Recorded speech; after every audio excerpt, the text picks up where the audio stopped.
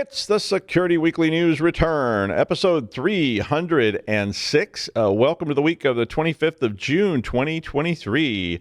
We've got Windows 3.1, Fortinet, Women in Cyber nominations, Teams, iOS, Mockingjay, Jason Wood, and more on the Security Weekly News. This is a Security Weekly production for security professionals by security professionals. Please visit securityweekly.com/subscribe to subscribe to all the shows on our network.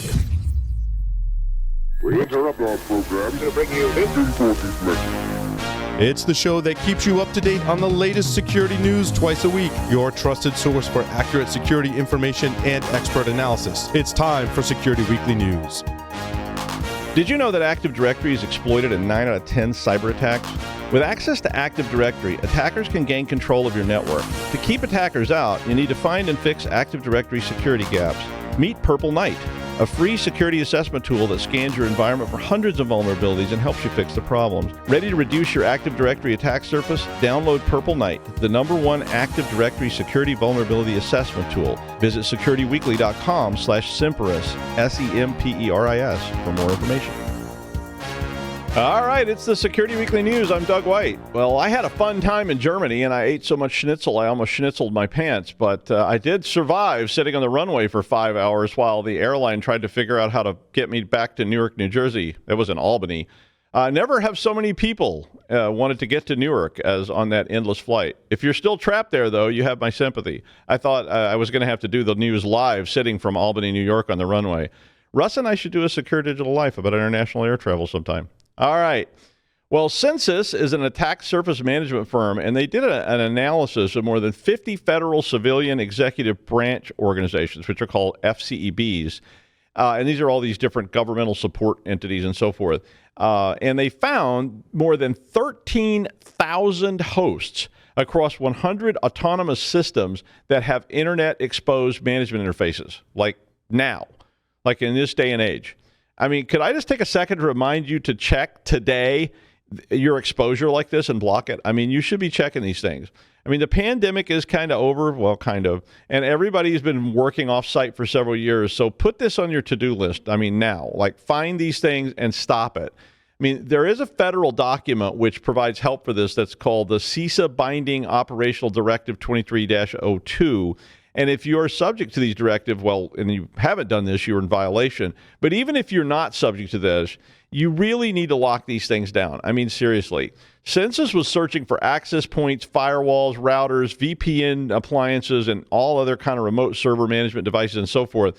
And over 250 of these hosts that were exposed to the internet, this is IPv4 public internet, were running SSH and Telnet. Now, SSH, I mean, that's not shocking, but they still weren't designed for that. But Telnet, they also said they found FTP, SMB, NetBIOS, and SNMP access.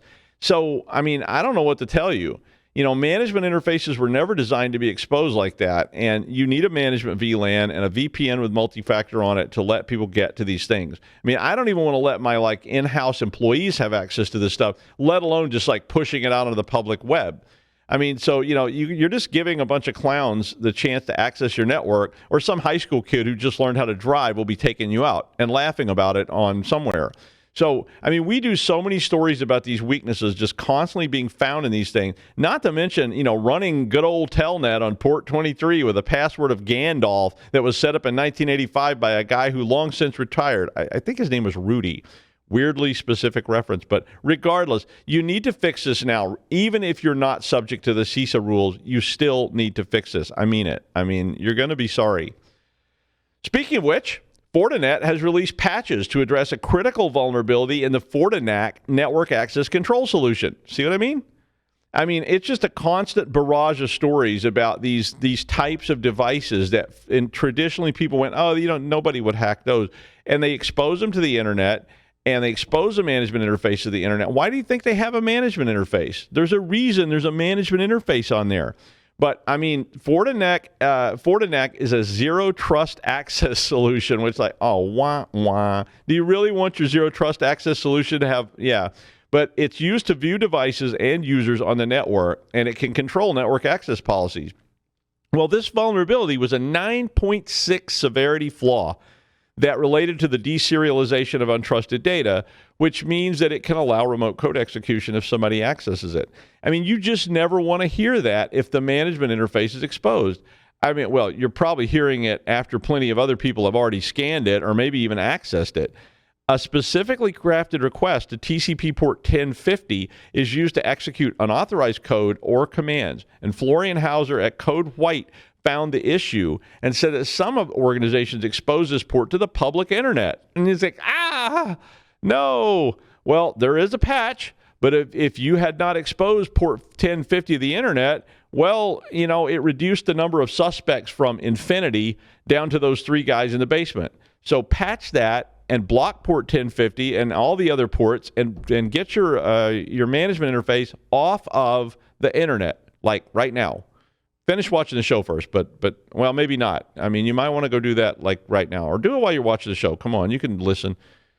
Well, you know, this field used to be just about all male. I mean, when I first got started in this, you know, the classes I was taking, it was just all male, and it was sort of like sad. And there are plenty of amazing, you know, women in this business, and there should be more. None of that was a good, nor was it a reasonable thing for a long, long time. But it does seem we've been making strides moving forward to being both welcoming, respectful, and encouraging women in the cybersecurity field. And you know, I and you probably know some of the best people in this field, and a lot of them are women. I just brought this story up because I think we need to both provide role models for future people in this industry and reward those who've earned it. And role models are a key way to get people into the field, really. I mean, when people see people like them, whatever that them is, they feel like I can go there too. And we've seen that with race, we've seen that with gender, we've seen that with LGBTQ and so forth. And I won't get into all the politics and so forth, but we all know quality people are quality people. And, you know, you need to be in this field and you need to be welcomed there. So SC Media is allowing nominations for the SC Media 2023 Women in IT Security Program, which is the 10th year they've been running this. So, you know, I try to look at the world in terms of skills rather than whether or not you have red hair or whatever. But we all know people that have worked really hard to overcome adversity, change the world, and generally make the cyber community welcome everyone equally all the time. So SC Media is asking you to consider nominating someone. And they said, do you know someone who has contributed to improving the security of systems in your organization or the overall community, someone who has empowered other women in the community or encouraged those interested in joining, or just someone who's overcome a lot of hurdles and challenges to ensure that their voice is heard? Well, I do. And I kind of know who I want to nominate for this, but you should nominate someone as well, because the more, the more people we put out there as role models, and the more we let people see that, the more people that will enter the field. The deadline for this is the 4th of August, so don't, wait around to do it. And the link in the story note or the show notes, or there's an email, wis@cyberriskalliance.com, will let you actually communicate with them about your potential nominations. And so please do that if you haven't done it already. Microsoft Teams has a vulnerability which will allow an attacker to sidestep the security controls and plant malware. I mean, I was immediately like, okay, disable Teams. JumpSec researchers said the issue impacts any organization that uses Teams in its default configuration. And that, I mean, if you're the organization, then you can check that. The one I had running, I can't check because I don't run it, so I don't know what it's running in anyway. But I actually got rid of it. I don't use it that much, so I was like, I don't want this thing running. But basically what happens is the attacker can bypass the client-side security controls, which prevent an external user from sending files to staff in the organization. So basically the issue is in a feature which allows two businesses who are running the Teams platform to interact with each other. So the collaboration feature, which is where this is all coming from, it does have security measures to prevent one business from sending another an infected file via Teams, but JumpSec found a way around this. So basically, it's a really old approach. It's a very common kind of thing that people did, which is called an insecure direct object reference, or an IDOR. And those types of attacks allow the sender to switch the external and the internal ID on a post request. And because I guess it just checks one of them, that allows this to go through. So it's basically just a spoof in a way. And what it does then is it allows them to update a resource on the server, which means they can take a malicious URL and they can send it to a target via Teams. And a lot of people who use Teams sort of trust that stuff. So if they're sharing, if you're having a company meeting with company X and somebody sends you a link, which happens all the time in those kind of meetings, at least the ones I'm in, you don't really think much about it. You're in the meeting. Maybe somebody's asking you questions or saying, here, check this.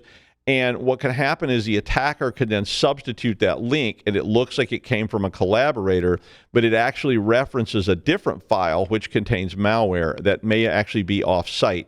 So normally, if somebody just at random sent you that, it would be blocked, but because it's in this collaboration. So the attacker does still have to get you to click the link, though. But I think when you're in a meeting and so forth, that may be easy to do. Teams has 280 million active daily users and is installed on just about every Windows machine by default that I've seen. I mean, it's just a common thing. A lot of internal Teams use is considered safe. So your employees probably don't really think this way. They're like, I'm on Teams, I'm in a meeting with a client, something I'm being sent should be safe. So, it's a lot more likely they'll click that link without considering if it came from somewhere else, and it may not look like it's coming from somewhere else. So you may have to add some training on your part to ensure that this doesn't grow as a vector. There didn't seem to be an obvious solution in the article. Like they didn't say, there's patches available or anything like that. So you may want to test this and then reconfigure. They also didn't have any recommendations for how to reconfigure the default to stop this, but there may be more information out there. But you still may need to train people up a little more on, and they said this was a growing vector in both Zoom, Teams, Discord, and other venues. So it may be time to put a new training regimen together. CISA has ordered federal agencies to patch security vulnerabilities, which were recently already patched, which allowed the deployment of triangulation spyware on iPhones via iMessage with a zero-click exploit. And a zero-click exploit means you don't actually have to click anything. It comes in and it does what it's supposed to do. Kaspersky published a report which detailed the triangulation malware deployment and called it Operation Triangulation. It's like fun to say.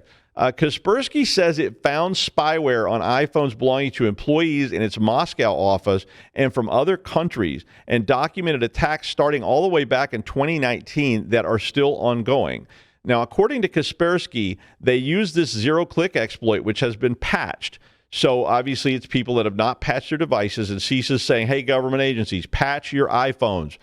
Now, Russian FSB, which is an intelligence agency in Russia, so it's kind of like the NSA or something like that, they put out a statement claiming that Apple had collaborated with the National Security Administration to create a backdoor, which was allowing, of course, the NSA to spy on people.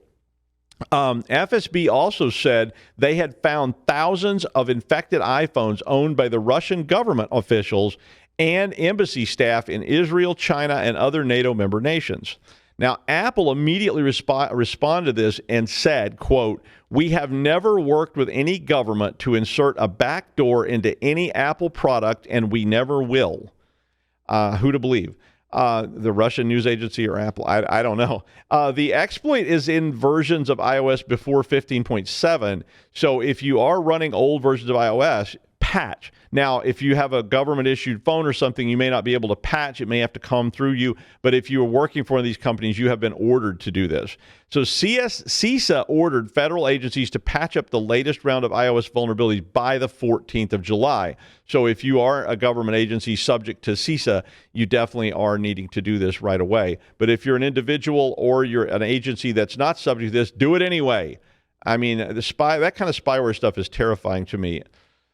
Mockingjay is a process injection technique which could allow the bypass of endpoint detection and response systems, which are called EDRs, and it also may bypass other security products.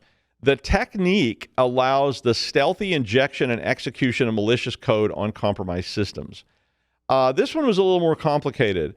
Security Joes found the method which uses a legit DLL. I had to do some reading about this to try to understand exactly what was going on. And basically what they said was if it's a DLL that has read, write, execute privilege sections in it, so this would be a part of memory where it is actually, passing things to the processor and receiving things from the processor and then writing them into the system. But by using that section, EDR didn't seem to look at it. And what it did was it allows the injection of whatever to happen. Now, this is apparently, according to Security Joes, a new technique, as Mockingjay, which does not use the commonly abused Windows API calls, which is all being monitored. It doesn't set special permissions. It doesn't perform memory allocations or even start a new thread in the processor, which means that many EDR systems would not be able to detect this because they're signature-based. They look for certain behaviors. Apparently, the researchers found a DLL called MySys-2.0.DLL, which is in the Visual Studio 2022 Community Edition, which a lot of us have installed. I immediately went and was like, uh-oh, I better update this. And it contained a default read-write-execute section that had 16 kilobytes in it. So if you can put something in that section, it may be able to evade that EDR monitoring. And that would allow you to push something in there. And then that will run with the default permissions of the DLL when something uses the DLL. So if somebody writes a piece of software and they use that DLL, that thing that's sitting there in that read, write, execute section can then be injected. So basically, they inject new code into what's already there and that you're already using. So if you're interested in this type of coding, or you want to know how this works with more details, there are detailed examples in the article with code. So you can actually read that and see exactly what they're doing if that's something that interests you. If not, you may want to be very careful about how you allow, custom-built Visual Studio code in your organization to be executed, and you may want to test that stuff to see if it's vulnerable to this. Microsoft will be adding passkey support into Windows 11 to enhance the ability to securely log into websites and apps using biometrics and Microsoft Hello. My Hello works sometimes not. Passkeys are an improvement in general, because they are a gateway to getting rid of passwords. But basically what they do is they provide a unique code which is linked to a specific device. So it's kind of like a Kerberos ticket, in that it creates these unique codes that are linked to the hardware. So once that hardware-specific code is in place, it helps reduce the ability of someone to conduct phishing attacks, because even if they have your credentials, they don't have your hardware. So passcodes can allow you to use a PIN, a biometric, or something else to log into a website, which reduces the reliance on passwords, and it reduces the number of passwords that you have to manage. It does make you more dependent on Microsoft Hello or something like that. But this was pushed in the dev channel for build 23486. The passkeys can then use a Windows Hello biometric scanner sign in or something like that, or you can use your phone as a multi-factor with another app in order to do this. Microsoft has been focused on this since about May of 2022, when they issued a statement saying they were trying to reduce reliance on the curse of passwords.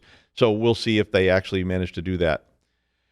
Well, his art is a terrifying combination of visual erotica, bodily fluids, and nightmares, all painted using only cat hair, Sharpies, and old red-hot candies.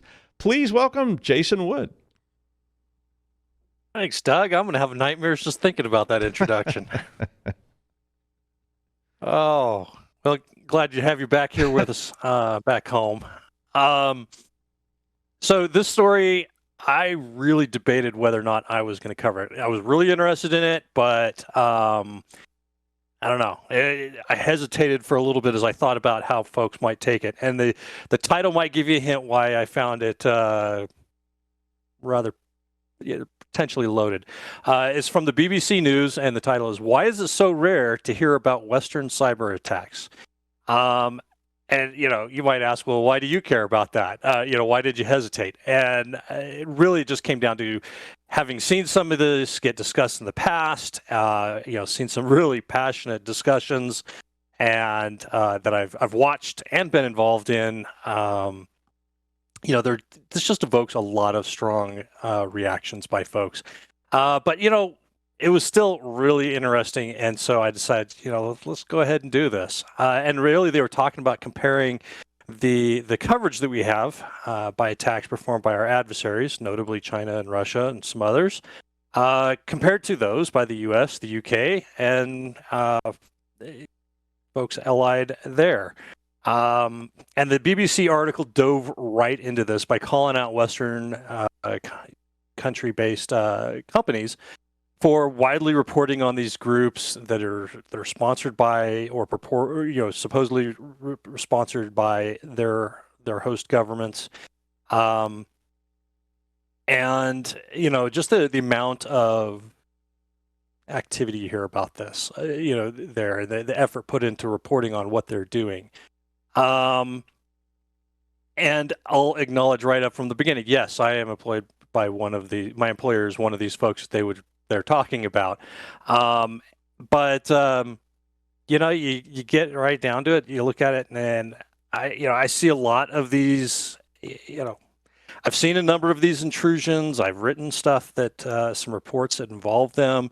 But the BBC highlights that, hey, when you talk about the map, when you lay out where all these intrusions are at and stuff like that, you don't hear about intrusions in these reports that were being attributed to what we call what are called the Five Eyes nations, which are the U.S., UK, Canada, New Zealand, and Australia, and many of our other allied nations. And that's definitely something. Yeah, you just don't see that talked about. And there's a lot of companies who are involved in making those reports and talking about it. And we'll talk about why here in a little bit, or some potential whys. But the BBC then moved on to talking about the intrusion that Doug just mentioned with the iPhones being compromised. Kaspersky was interviewed for the article, and Igor Kuznetsov. Sorry, Igor. Kaspersky's chief security researcher. He was interviewed as part of this article, and he said they were working on an intrusion where they saw dozens of iPhones owned by Kaspersky employees start beaconing data to a variety of locations around the internet. And they tried to, he says, according to them, they tried to, keep an open mind about what was going on here, and not go with the idea of, we're under attack by another country or something like that. But eventually they came down and said, yep, no, we are being targeted by a sophisticated surveillance campaign. The attack basically occurred when an iMessage was sent to the victim's phone. It executed its payload. Once the payload was installed and ready to go, then the message deleted itself. So very briefly shows up, then disappears.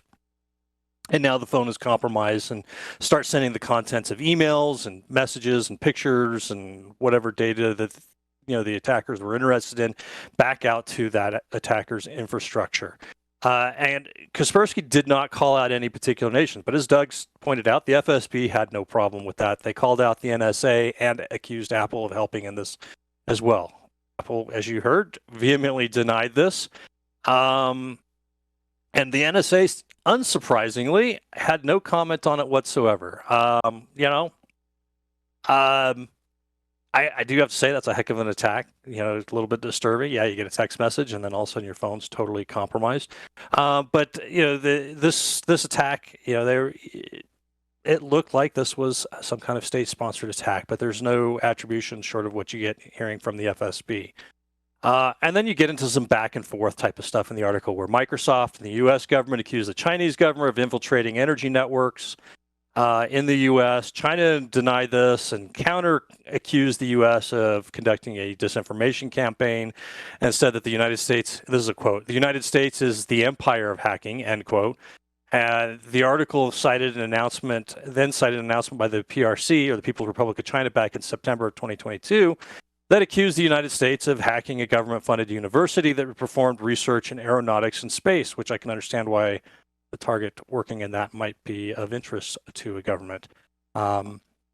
So yeah, lots of back and forth here on this level of, so-and-so's hacking me, and the other person, that person's hacking me too, or country's hacking me, and so back and forth. Not any surprise there.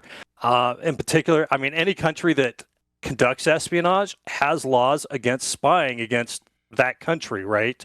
China doesn't like it when they have people spying against them. The U.S. doesn't like it when people spy against them. But none of those countries have a law prohibiting them from spying against other countries. And if, obviously, we've got huge intelligence organizations whose sole purpose is to, ostensibly to protect their country by finding information out about the intents and capabilities of their adversaries and other countries out there.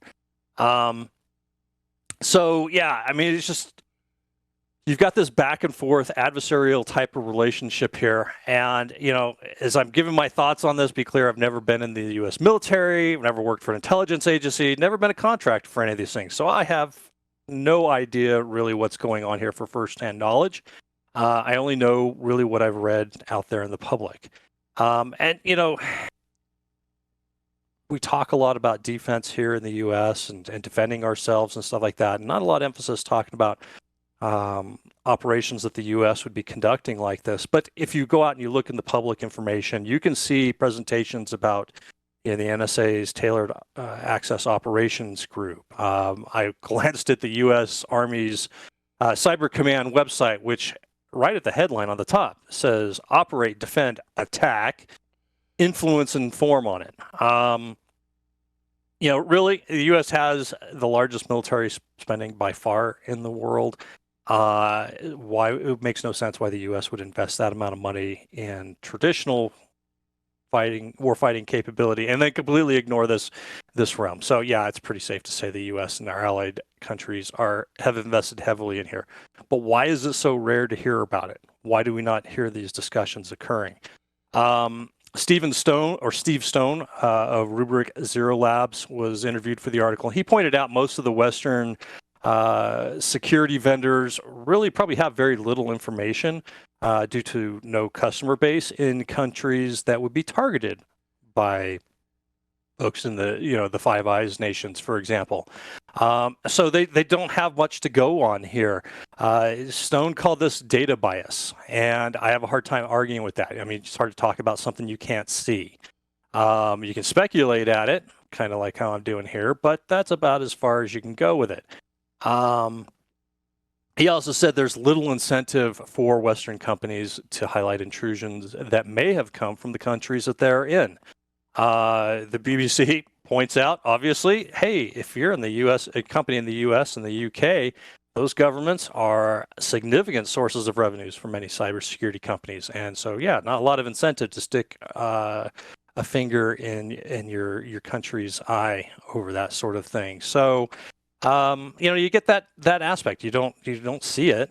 And if you do see something of it, do you have any incentive to say anything about it? There's a lot more, or a bit more in the article where I don't have time to cover because it kind of went on for a bit here. But there are a few additional thoughts I had on this, that are kind of obvious, I think. But not only do you have the economic incentives, not only do you have the lack of insight into it, but you've also got, this is an adversarial situation where, we've got countries opposing each other, very different ideologies, different interests in those countries, and dramatically different interests at times, and that strongly influences how we see the world depending on which country we're in. Nations work pretty hard to keep their citizens on side with them and not working for the other team, right? So it's a little surprise that media organizations, companies, and even individual podcasters like me have our own team that we identify with. And, you kind of look at this stuff and you sit there and think, well, yeah, I mean, of course I expect the U.S. government to be doing this. And how likely am I to call that out? It depends, I don't know. It depends on how I feel about it, I guess. There's certainly, if you look back on Security Weekly News, you'll see me be critical of the U.S. government and policies and actions at times. But you'd also probably notice that I'm more critical of, more often critical of the Chinese and Russian governments. And, there's just core ideologies they have that I'm strongly opposed to. So, of course, I'm going to talk about that angle more. And I see the companies, the victims are getting beat up by it, over here in our side of the world. So, I think that's why one of the big reasons also why we just don't hear more about these cyber attacks. It's an interesting read. It's a little bit, it kind of challenges some of your point of view, and you think about this and you're like, wow, how do I feel about this? What would it take for me to call something out? It's just, it's an interesting look at how we view the world. And I think that's probably one of the core reasons here why you hear so little about these type of attack. If this is interesting to you, go ahead and check out the show notes. All right. Thank you, Jason. That is interesting to me, and but I think I pretty much agree with everything you said. And finally, in the great big book of Because It's There, the developer who ported Wordle into Windows 3.1 is back with a new port. This time, ChatGPT. It's called WinGPT, and it's running in 16 bits, but it also does support 32 bits if you've got the nerve to run Windows 3.1 in 32 bits. Well, if you've got the nerve to try to run Windows 3.1 at this point, what the hell? Now, this is kind of like taking the brain out of a chimpanzee and putting it into a squirrel. But hey, science, and mad science is always fun. Now, to be fair, in reality, ChatGPT mostly relies on cloud-based servers. So the real crunch of it, so the squirrel is probably just about as smart as the chimp in the end. But the problem is the squirrel doesn't have all the connectivity and other features that the chimpanzee might have. So you can try it, but if you need to set up a virtual friend for your great aunt Iris, who just won't give up that gateway computer from 1990 that she's still using to store her recipe cards on, well, okay, maybe. It does run into a lot of memory issues, I think, because those old machines couldn't access very much RAM, and Windows 3.1 ran on less than 256 megs of RAM with an M. Windows 3.1 won't even boot if you put more RAM than that. So even if it's a virtual machine and you say, I'll just run it with a gig of RAM, right, that isn't going to happen. And remember, Windows 3.1 was running on top of DOS. So 3.1 was not a GUI, or it was a GUI, but it was a shell. So it's like running, a Linux environment. Underneath the GUI that you're using is really old DOS 5 or DOS 6, and that had severe limitations around disk space. It had severe limitations around the amount of memory it could actually allocate and address. So, and then getting internet software running on something that was designed for the, the hot shot 24K POTS connection that you might have had when you had that computer might be a bit of an issue. And I don't know how much buffering on this thing is actually going to work. So when it starts pushing to the cloud and receiving the cloud, that's another challenge in this whole thing. Windows 3.1 and DOS did not have a built-in network stack, so you're going to need that. There's a lot of reasons not to do this. But, if you really want to say do it, I say do it, because it's there. Maybe we can eventually run ChatGPT on everything, like people will be trying to run it on little tiny windows on old vacuum cleaners and things. Like they do with Doom. You want Doom running on your washing machine display. Now you can run ChatGPT on your washing machine display in 8 bits or something like that. So I don't know. It's fun. But anyway, that's the news. Thanks to Jason Wood, and we will see you again on Friday.